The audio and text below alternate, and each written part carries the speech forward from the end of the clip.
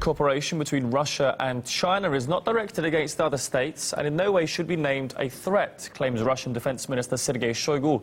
He's arrived in China to discuss security issues as well as prospects for military cooperation with Beijing.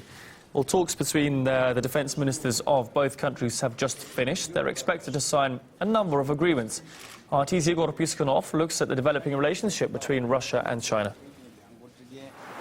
We're here in Beijing, where Russia's defense minister Sergei Shoigu is on a quick but quite an eventful visit. Russia and China do have quite a saturated relationship, including military cooperation. And Mr. Shoigu said that global security is among the key issues discussed, including, of course, the conflict in Syria. Now, this relationship between Moscow and Beijing perhaps is now attracting new players such as Turkey, because we've heard from President Erdogan, who said he's looking into joining a Chinese-Russian-led political, economic and military alliance known as the Shanghai Cooperation Organization, perhaps as an alternative to Turkey joining the European Union. It's been looking at joining the EU since 1963, but frankly hasn't been very welcome.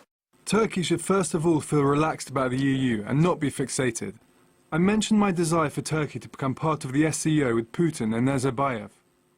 Many analysts are saying that if Turkey was to join the SCO, it would be a massive U-turn in its relationship with the West, including the United States, including the EU, which paid Ankara 3 billion euros for its assistance to help resolve the refugee crisis, and of course in its relationship with NATO. Many analysts are saying that in theory, Ankara wouldn't have to get out of NATO to become a member of SCO, but it would still make that relationship a bit more complicated. We have heard from NATO Secretary General, who said that he's sure in Ankara's desire and wish to remain in the alliance, but it seems many Western powers are closely watching Ankara's moves right now, because for them, losing that partner will not only mean losing the second largest military NATO power, but also one of the most important players in the region. Igor Piskunov, RT, reporting from Beijing.